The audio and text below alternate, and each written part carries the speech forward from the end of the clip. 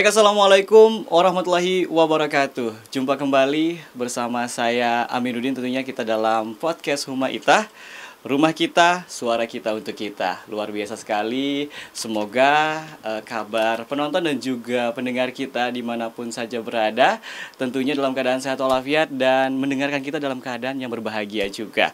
Di hari yang luar biasa ini, kita bersua di podcast Huma Itah yang mungkin akan membahas tentang perjalanan, pemikiran, dan dedikasi tokoh publik di Kalimantan Tengah. Dan narasumber kita ini gak main-main loh pendengar ya.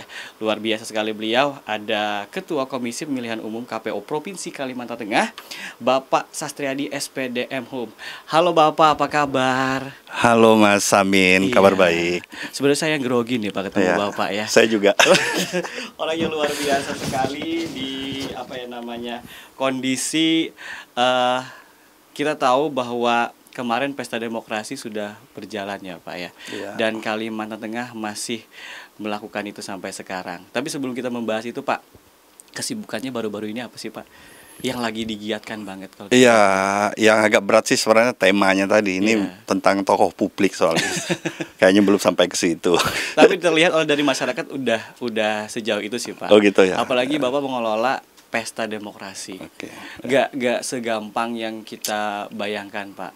Kadang masyarakat ngejudgementnya mudah sekali. Oh ya enak aja nih dapat duitnya tiap kali ya Pak ya.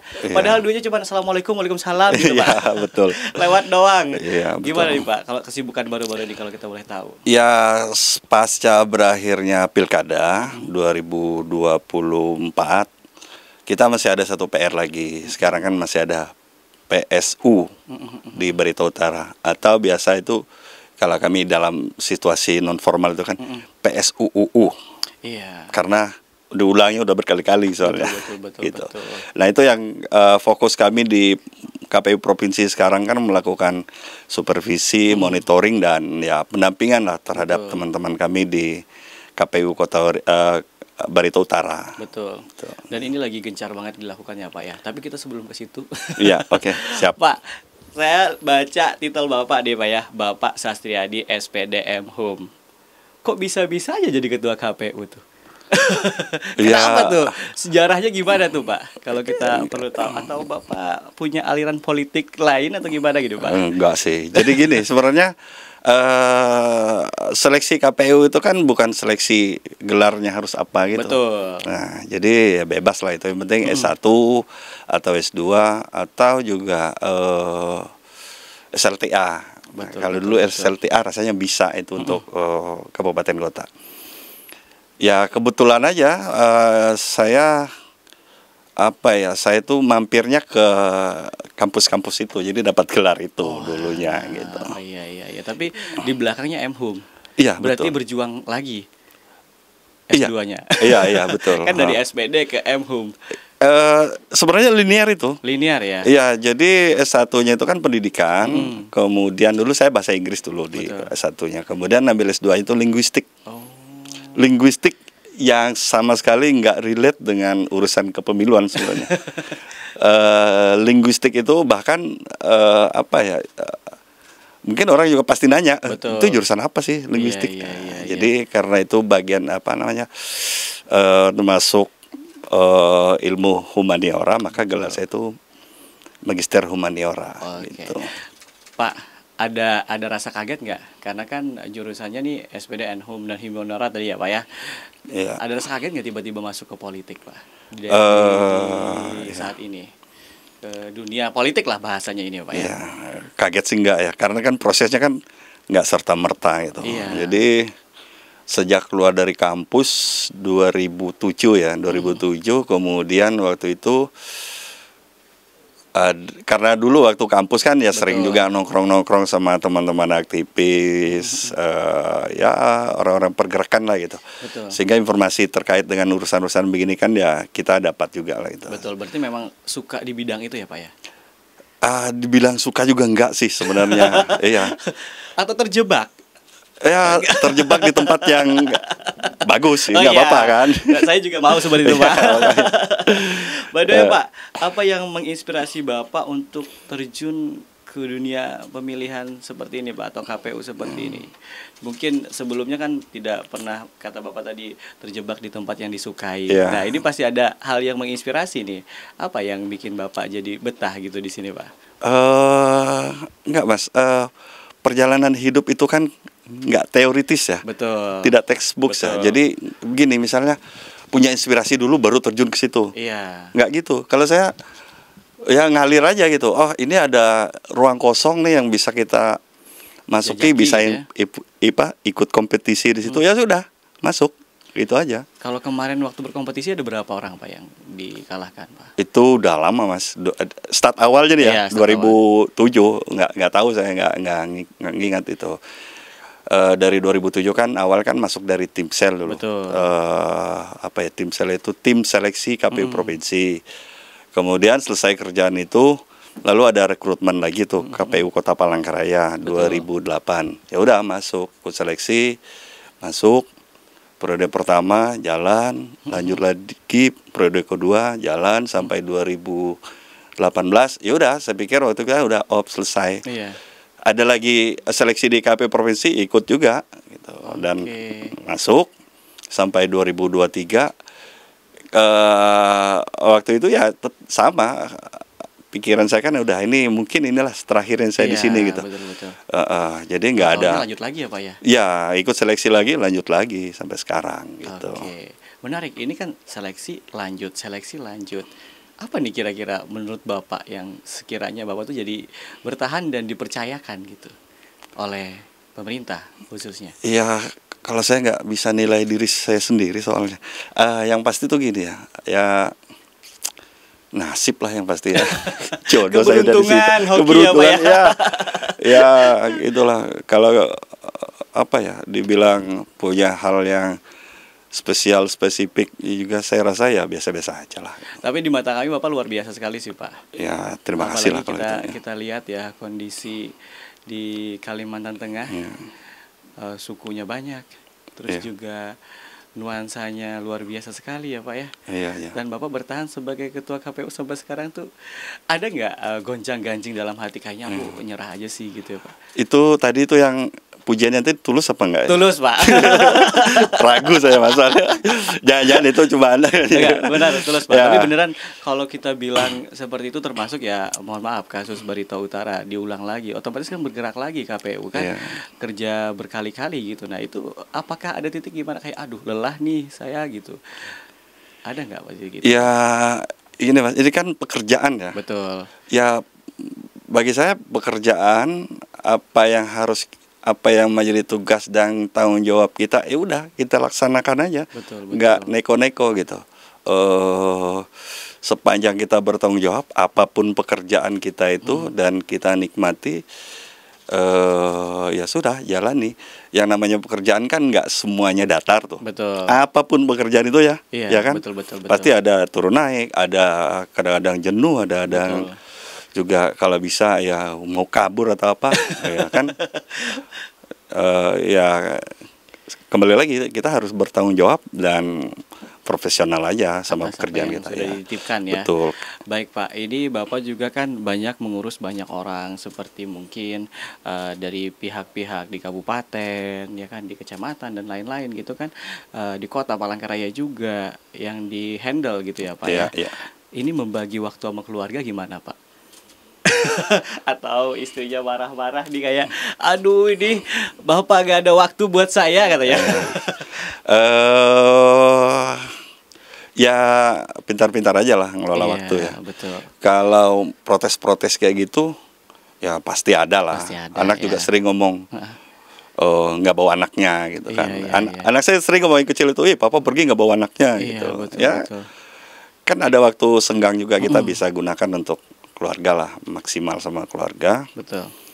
Ya kembali lagi Mas, menurut saya ya semua pekerjaan itu kan pasti kita membutuhkan waktu. Betul. Dan pasti juga ada saat kita harus meninggalkan urusan-urusan personal kita seperti itu kan. Betul. Jadi Kalau kita menghindar dari itu nggak ada tempatnya kita. Betul. Nggak bekerja juga malah susah kan? Betul, Ya. betul. Nah, ini yang saya maksud Bapak luar biasa sekali. Karena kita tahu bahwa ngehandle mungkin 14 kabupaten kota itu nggak semudah yang kita bayangkan ya. Iya. Ya tadi orang bilang kayak banyak duitnya nih, padahal duitnya assalamualaikum waalaikumsalam Iya, ya Pak ya. betul. Tapi sebelumnya Pak pernah nggak tersirat ataupun ada cita-cita menjadi di posisi saat ini sebelum ini? Nggak. Saya termasuk orang yang nggak punya cita-cita soalnya.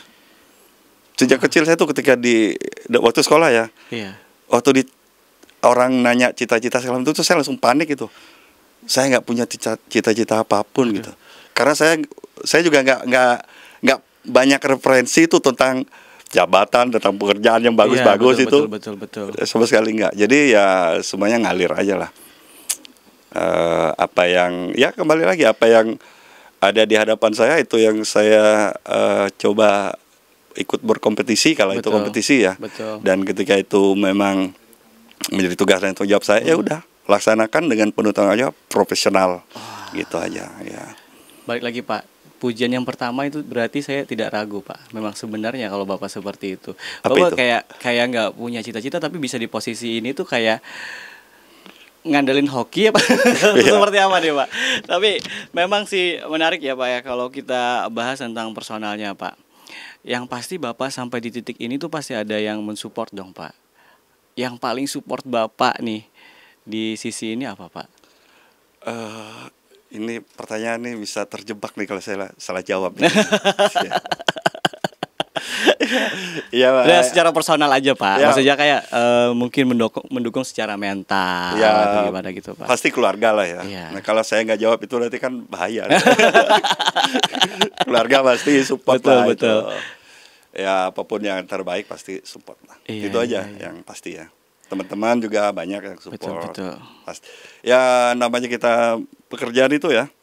Apapun profesi Betul. pekerjaannya pasti ada tangan-tangan orang lain juga terlibat di situ Betul. kan. Ya, termasuk teman-teman juga ya gitu.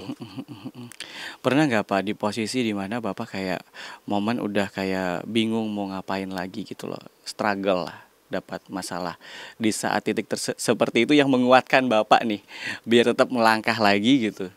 Siapa sih sosok itu Pak kalau kita boleh tahu? Ya pasti pernah ya.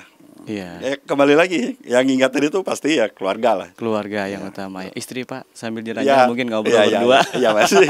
Iya benar. Aduh, ini menarik ya Pak ya. Kalau kita ngomong tentang struggle lagi Pak, tantangan terbesar selama ini, selama menjabat jadi ketua KPU provinsi, apa sih yang pengen Bapak keluarkan unek-uneknya? Kayak ini susah banget gitu dilewati gitu Pak.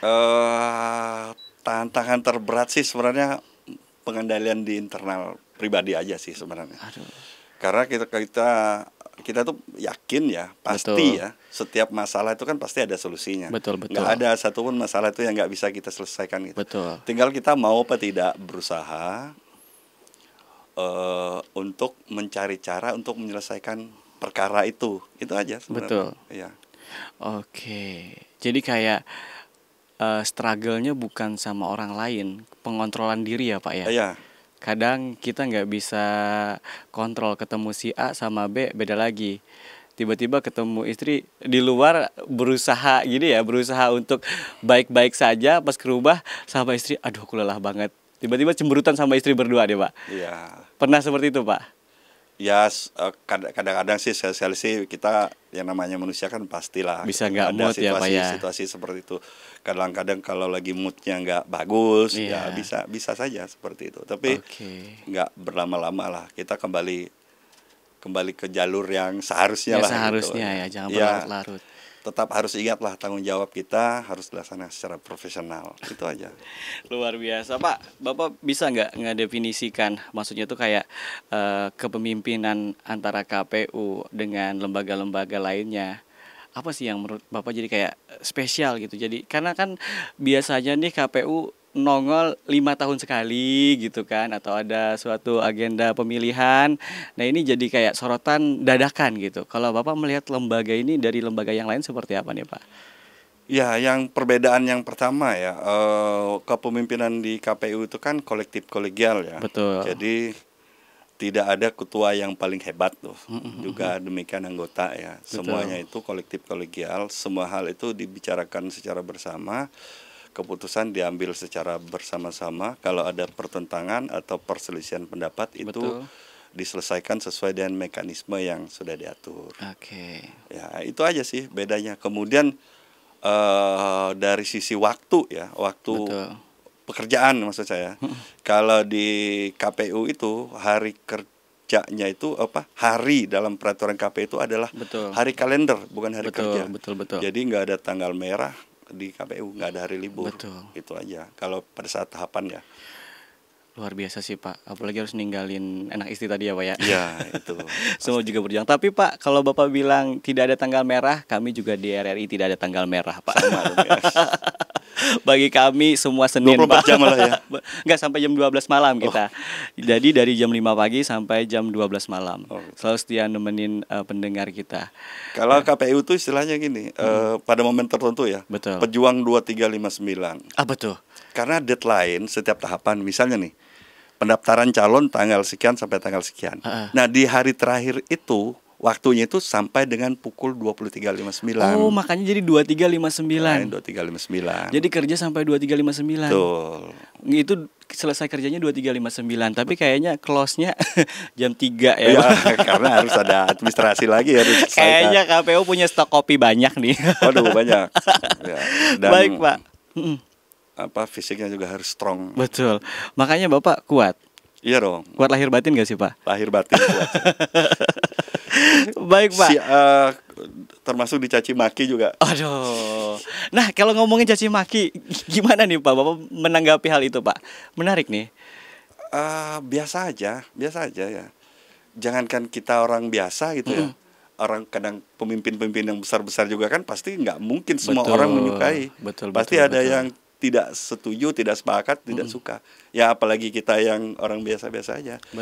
Yang penting dari sisi kita tetap laksanakan itu sesuai dengan apa yang seharusnya itu dilakukan aja. Kembali ke zona awal. Betul, di jalur pertama. Sesuai relnya aja gitu. Tapi kadang ada yang gedek loh Pak, yang kayak kalau kita bisa mungkin tidak menghiraukan gitu Pak ya. Tapi ada haters yang sampai mau nongol ke hadapan kita. Pengendalian emosinya gimana? Ya, silahkan aja, datangin aja saya. Iya betul. Biar saya jelaskan maksudnya, nggak ngapa-ngapain. Tapi sejauh ini apakah pernah? Ya nggak ada sih ya. Ada sih, cuman ya kita anggap biasa aja. Betul. Ada. Kalau kita kan memang tempatnya orang curhat ya. Betul. Tempatnya orang berkeluh kesah, tempatnya orang ngadu. Ya memang tempatnya kita. Jadi semuanya biasa aja. Oke. Kalau Bapak lihat sendiri gimana generasi muda saat ini Pak untuk menjaga demokrasi atau terikut partisipasi dalam demokrasi ini Pak? Ya kalau menurut pandangan saya ya, saya melihatnya sih dari sisi penyelenggara ya, karena di KPU ini kan dari KPU provinsi, kabupaten, kemudian ada di ad hoc-nya juga di kecamatan, kelurahan dan atau desa dan KPPS. Ya hampir sebagian besar itu didominasi anak muda semua. Nah artinya ini hal yang positif lah menurut saya ya, keterlibatan mereka dalam hal demokrasi. Itu dari sisi penyelenggara saja, belum lagi dari sisi keterlibatan dalam hal politik praktis ya. Nah kita lihat calon-calon legislatif juga banyak kalangan muda juga. Jadi hal yang positif lah menurut saya. Betul. Tapi kalau kita lihat tentang sudut pandang KPU ya, tentang anak muda yang ikut terlibat dalam politik, gimana itu Pak? Kayak maksudnya itu kan yang kita tahu berpengaruh ya, usianya udah di atas 40, yang 30. Ini dia 20 gitu yang udah bergelimang di dunia politik, itu sudut pandangnya menurut Bapak seperti apa Pak? Ya menurut saya sih positif aja ya. Yang penting kan kalau dia di partai politik ya. Ya betul. Karena sortirnya itu seleksinya itu kan ya, mekanismenya di partai politik. Artinya standar rekrutmen kader itu kan sudah ada di partai politik. Artinya semua tidak serta-merta juga bisa jadi seperti itu. Sudah ada ketentuan juga yang harus dipenuhin. Menarik sih Pak ya. Memang perlu juga sih sebenarnya anak muda untuk melanjutkan ya Pak ya. Nanti pemimpin-pemimpin selanjutnya nggak mungkin lagi yang itu lagi ya Pak ya. Betul. Jadi kalau umpamanya mereka udah mulai berpolitik dari sekarang itu Hmm. sudut pandang yang positif ya, Betul. disupport. Yang penting harus tahu kembali apa kata Bapak, kembali ke jalurnya. Betul. Bayangkan aja kalau startnya nanti saya misalnya masuk di partai politik, startnya setelah saya selesai di KPU misalnya. Iya, Nah kalau orang-orang ngikutin kayak gitu kan udah tua tuh baru Betul. masuk ke partai politik, nanti gimana itu, jadi orang-orang tua semua isinya di situ kan. tapi Pak biasanya orang tua kan lebih banyak makan asam garamnya kehidupan. Mungkin lebih tahu kali ya. Iya benar, tapi nggak salah juga kan, orang muda lebih fresh juga. Wah, Dua-duanya bagus lah gitu. betul, yang betul. yang tua pasti lebih senior, lebih ini kan. Tapi ya anak muda, ya anggap saja kalau dia sekarang startnya umur 25 atau 30, bayangkan nanti setelah dia berpuluh-puluh tahun di situ kan makin bagus, Matang makin profesional ya, ya. makin matang. Oke Pak, balik lagi ke Pak, kita ke kasus Barut. Ya. Ini kejadian kasus Barut sampai harus diulang. Bagaimana sih Bapak melihat itu Pak? Ya, yang pertama ya dari sisi kami penyelenggara pemilu, penyelenggara pilkada, yang kami stressing benar di KPU itu bahwa jangan sampai ada kasus-kasus seperti ini yang disebabkan oleh kesalahan penyelenggara. Betul. Itu yang pertama ya, Iya. dan itu sudah dilaksanakan oleh teman-teman Barut. Nah, kemudian ternyata kasusnya di Barut ini kan karena perkara lain ya, Betul. money politik. Nah, tentu ini juga sangat memprihatinkan bagi kita semua ya. Betul. Ya, kita KPU itu sosialisasinya standar ya. Setiap deklarasi, bagian penting yang selalu kita tekankan itu kan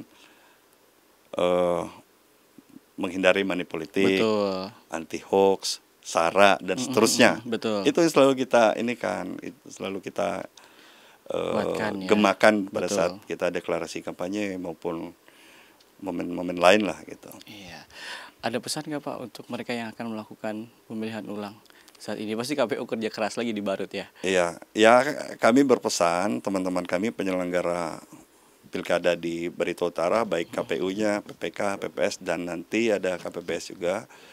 Ya kami berpesan agar melaksanakan tugas dan tanggung jawabnya sebagai penyelenggara pilkada sesuai dengan ketentuan, kemudian menjaga integritas dan profesionalnya sebagai penyelenggara pilkada.